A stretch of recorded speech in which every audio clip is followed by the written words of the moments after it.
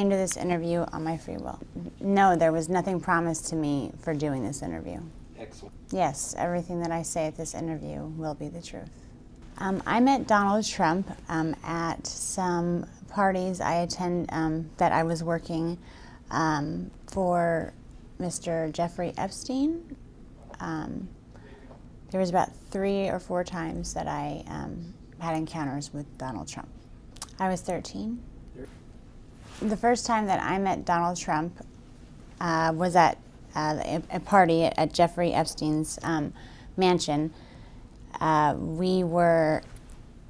was an orgy going on, and he was kind of watching off in the distance.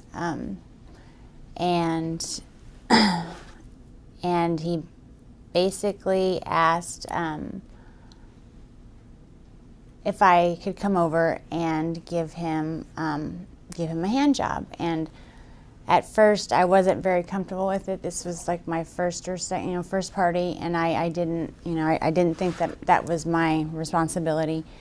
But my recruiter told me that I needed to do it, so I agreed to. And then he, I began to. Sorry, this is a little difficult, but before I gave him a hand job, he kind of slapped my hand away and said, "You need to use a glove." And the recruiter ran over and handed me a glove and said, "No one touches Mr. Trump's penis without a glove." So I needed to use a glove. I gave him a hand job, and then immediately after, he had an orgasm, he left, and I didn't see him again at that party. Jeffrey Epstein is a billionaire friend of Donald Trump's that was responsible for throwing the sex parties. I originally came to New York trying to be a model, and in my travels I met a girl named Tiffany there who was very interested in me and said that that's what she did, is that she helped girls, get what they wanted, and she could help me get into modeling. That she knew a lot of people that were higher ups, and that it would be no problem. And so that's why, but I would just basically have to come model at a couple of events and meet some people. It would be no sweat. So of course I went. That sounded like no big deal. And she was recruiting the girls to come to these parties, and they all looked. Most of them were, my age. There was, maybe a couple girls that were maybe 14 or 15, but it seemed to me like we were all very young. So, okay. Jeffrey Epstein knew that I was 13 years old. When he interviewed me, he asked me to get down to my bra, just my panties, and I thought that was weird, but modeling, maybe it was something about my figure. And he asked that I give him a massage. So then he asked me my age. He asked me, and I told him, told him that I was 13. I told him why I was there, and he basically said, "Well, you'll do. I'm sure that you'll fit pretty nicely here." And then he tried to basically slip himself inside of me, and I pushed him away, and I said, because at that point in time I still believed that there was models, and then there was the girls that did that. Like, I thought there was a separation. So I told him that I wasn't interested in that, but he said that I would do. And as far as Donald Trump, he knew that I was 13, and I believe that Tiffany told him. He seemed to take a liking to me because I was I was so young, and I was also a virgin. So I don't know. It seemed like he wasn't really into having girls that were liked by the other guys. He kind of, the whole glove. He kind of liked things to be his first. If that, for lack of a better term, but he was the one who wanted to get to a girl before everyone else did. Donald Trump knew that I was 13 because the first night that I was there, Tiffany actually suggested that she had a whole bunch of different wigs, and I expressed interest in them. I always told her that I would love to walk around with blue hair, and so I tried some on, and there was a blonde wig that she said that looked great on me. So I wore that wig, and Donald Trump had specifically asked about me because I remind him of his daughter, and she said, well, she's 13 as well. So he knew the first time that he saw me, but he took a liking to me because I look like his daughter. The reason I'm coming out now is when it happened originally, I just wanted to forget about the whole incident. And when I saw that he was running for president, I felt that it was my responsibility to come out and tell our country what kind of man this person is. I don't think that he should even be the dog catcher, let alone running the greatest country in the world. After I met Tiffany at the bus station, she took me to, basically went to her house, her apartment, and got ready. I put on a blonde wig because it seemed fun to pretend to be someone different, but we went to the party that I was basically interviewing for, and Jeffrey Epstein was the one that was running the party. He had a quick meeting with everyone that was employed there, and then he had a private interview with me. The first time that I met Jeffrey Epstein, he did try to force himself inside of me without getting the go-ahead or anything, and then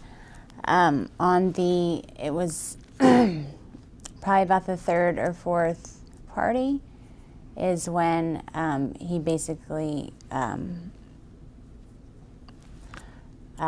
forced, it was another massage, and it was basically like, it wasn't sex, but there was penetration, and I told him that I didn't want that, but he kind of got a little irritated. So I don't know, there was something about him that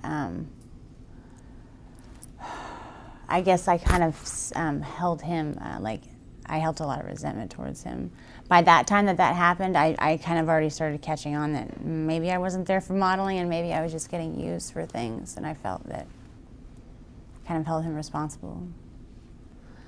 I did receive money to go to these parties. After every party, I was paid by Mr. Epstein.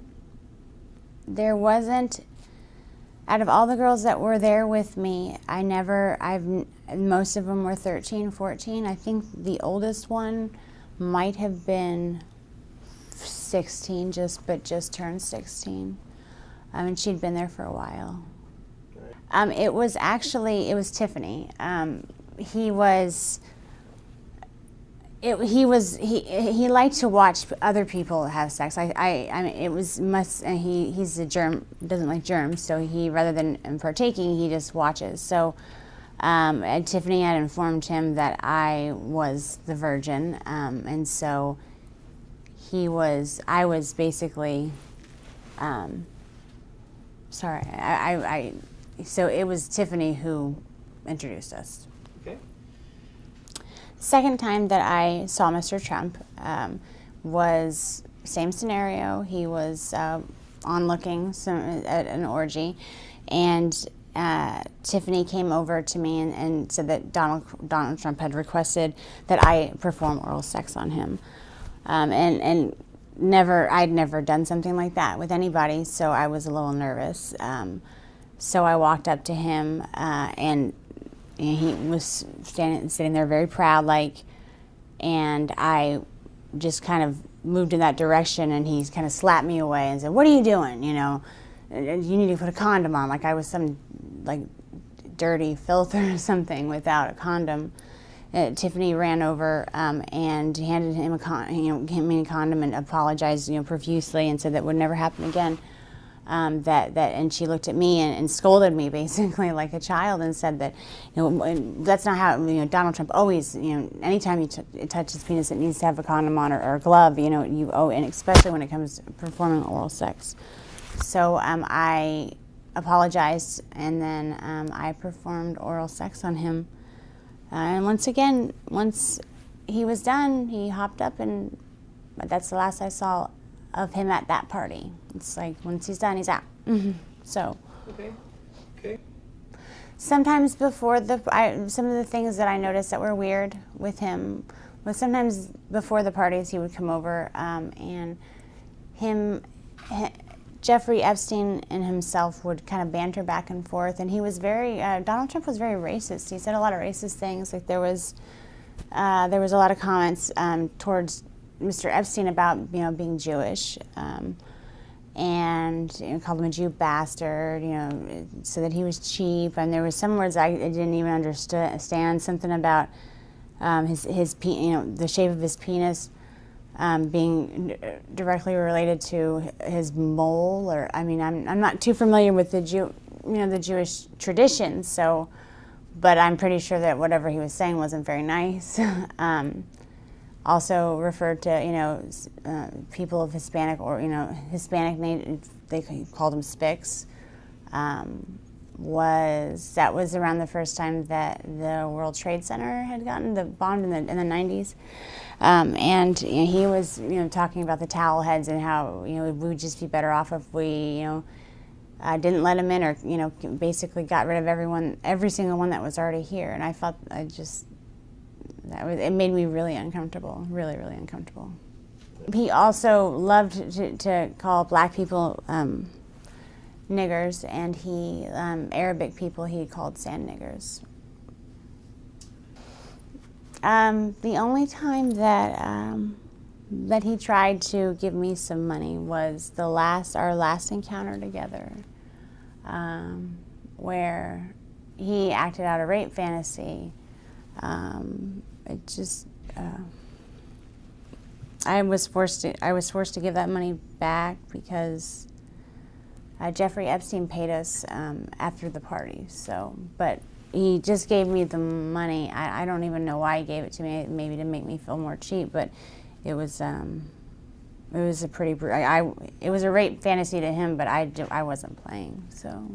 There was those 2 times, and then there was after the next thing that Tiffany approached me with was that he had a fantasy where he walked in on his maids basically making out, and that it was some type of fantasy for him. So she asked. I was at that point. I was like, I don't want to be involved with anything that has to do with him.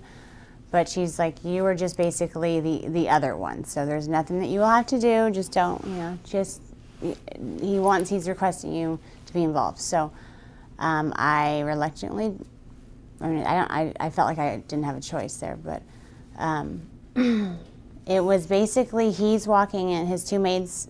I was one of the maids. I was the white maid. And there was a Spanish girl, Maria, who was the Hispanic maid.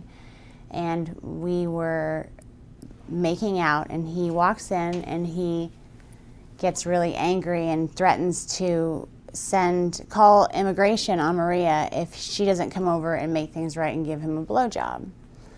So while she is over there giving him a blowjob, I am just trying to, I'm supposed to look scared, like, oh no, and cleaning up things and pretending like I'm trying to go back to my job as a maid.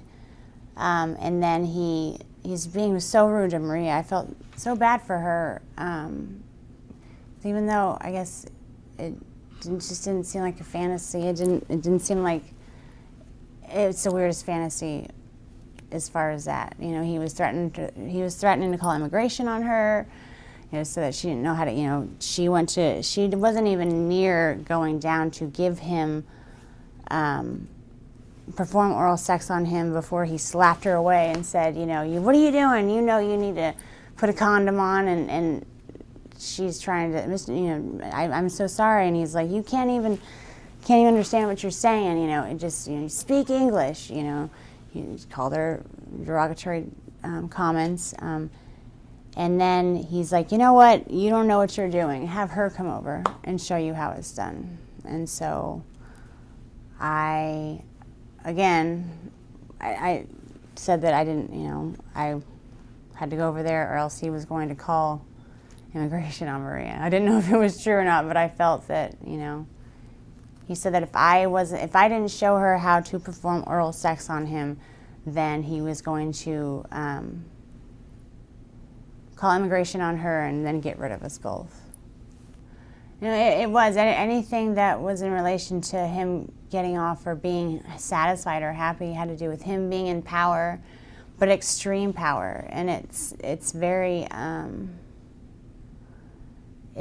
hard to even. It was always intimidating when he was like that. It was always, you didn't really know if it was true or. Like if you refused to play along, would he really call immigration on Maria? Would he really get rid of us both? And I didn't even want to know what that meant. I always didn't. It wasn't a game. It just felt like it wasn't a game. Yeah. The one night that I had the blonde wig on, he mentioned that I looked like, that I reminded him of his daughter.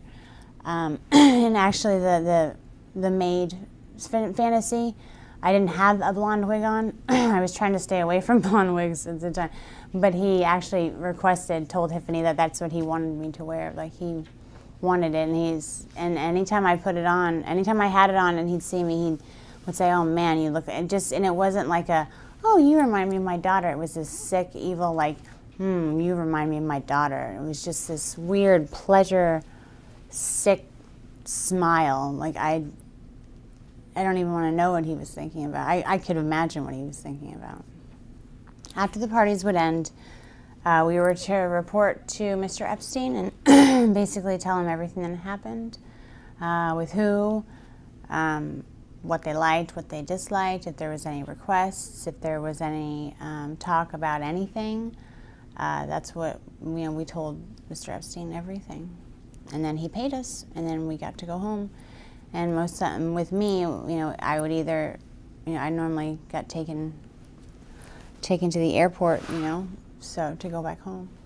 The fact that Trump has a chance to be the next president makes me feel disgusting inside.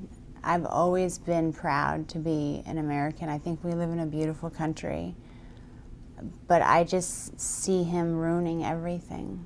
He's a horrible, what he portrays on the outside isn't even that great, but people don't even know the half of how evil, how sick and twisted that man is. I have a friend that's been my friend ever since the school year that I stopped going, the 8th grade. I confided her, and she knows all about it. She knows everything. I destroyed everything of, any planes. I couldn't risk my dad finding out. And now I think I'm old enough to where at that point I didn't want to not be his little girl, I didn't want to lose my dad.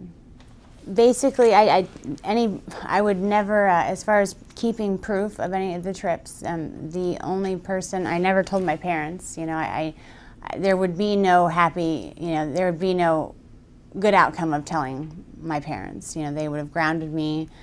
I would have never been allowed out of the house. My father would have come unglued. I did tell a friend, she's still my best friend to this day. She knows everything. She knows it all. I'm prepared to do whatever it takes to save the country that I believe that we have.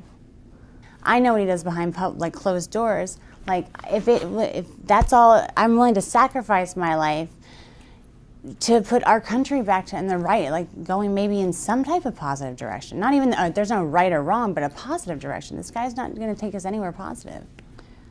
As far as my life changing by coming out with this information, I've thought long and hard about whether or not I should.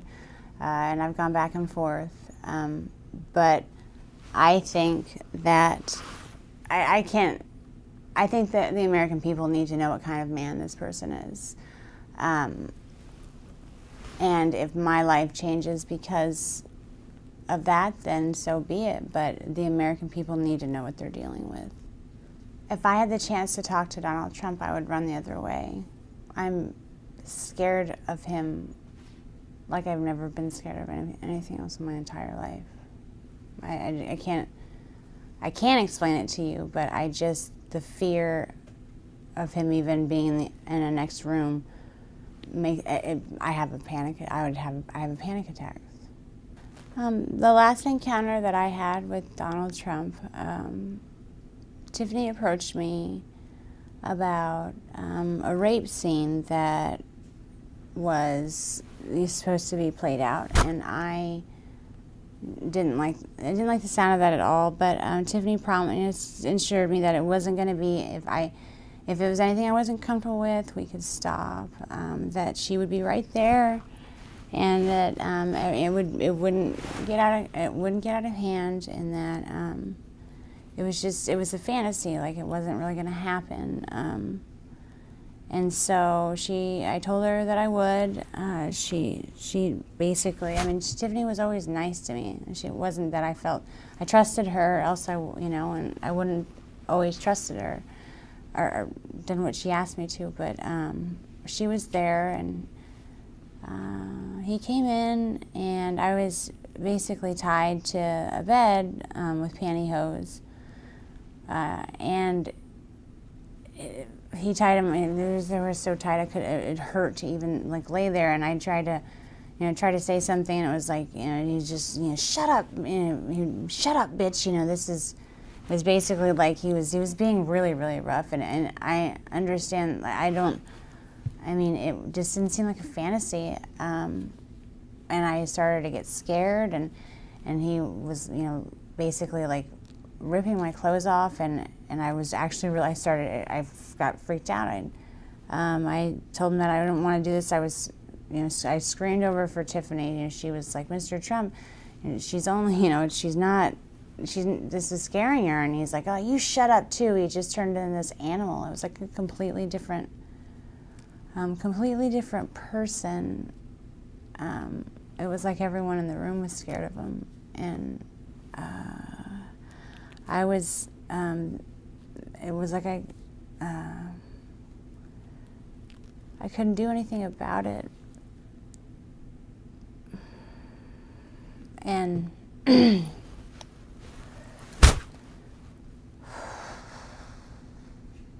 he ripped off all my clothes, and he started to basically have sex with me, and I was screaming because I'd never had sex before. It was my first time, and Tiffany was yelling at him too.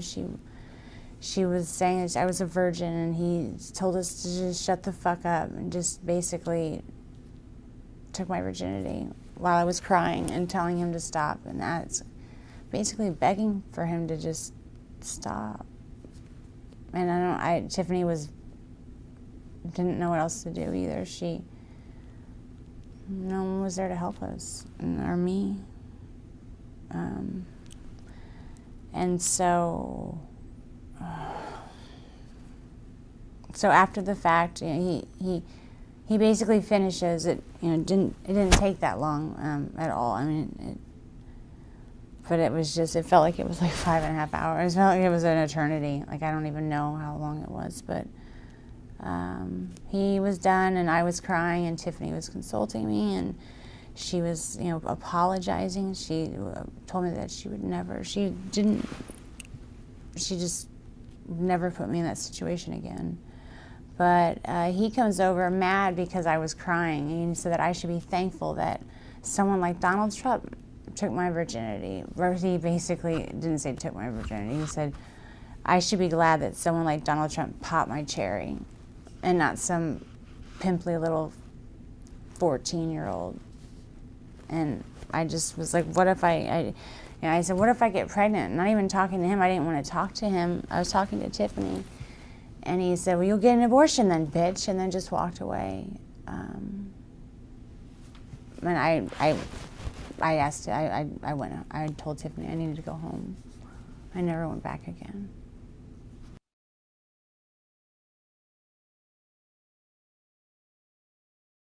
I guess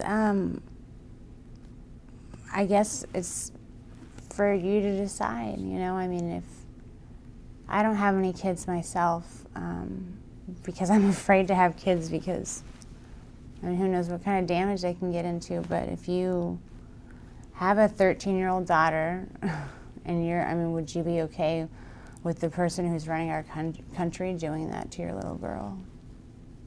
And I don't know.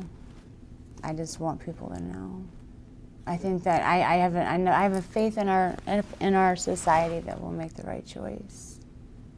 He seemed to be taking great pleasure in like dominance and control, and just the more I screamed, the more I got scared, the more he was enraged and like enraged with power, and it was like he was just charged with it. It was scary. My experience with Donald Trump has made it to where I can't be in a healthy relationship, much less I can't be in a relationship without myself sabotaging it. I don't do well. I've been in a couple of relationships. I mean, they're never of interest to me normally, but one in particular that was he was a wonderful man, and I completely, knowing I had like subconsciously, I couldn't even control myself. It was like I had to get him out of my life because, you know, I don't know why. It was like anytime anyone loves me, I don't feel worth it, or, you know,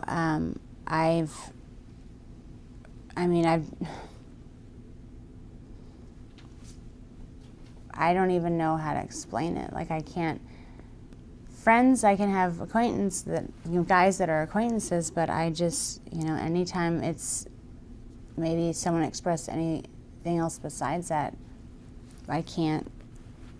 I take some type of pleasure, I don't take pleasure in it, but subconsciously, whether I mean to or not, sometimes I've meant to. It's like I purposely hurt their feelings just so they'll never talk to me again. Like, I make sure that it's not ever a possibility. And Donald Trump destroyed my feeling of self-worth and my self-esteem when it was still growing, like when it just bloomed. It hadn't even had a chance to experience anything. I have only spoken to one therapist about this just recently, actually. For a long time, I really tried to forget about it. Just tried very hard. But I've been to counseling for other things, and I went to counseling for the previous relationship that I was sabotaging, and my counselor said, something has happened to you where you need to deal with that. That's actually what kind of was like, He knew that there was something that had happened where I was sabotaging these relationships, but, you know, he said that it was my responsibility to deal with it, of course. This situation with Donald Trump has destroyed my self-esteem, and it's made it to where I feel like it's destroyed part of my life. The only healthy relationship I've completely demolished. And I love to choose the dysfunctional ones that I know I can just push away. After what happened with him, I can't trust a man ever again.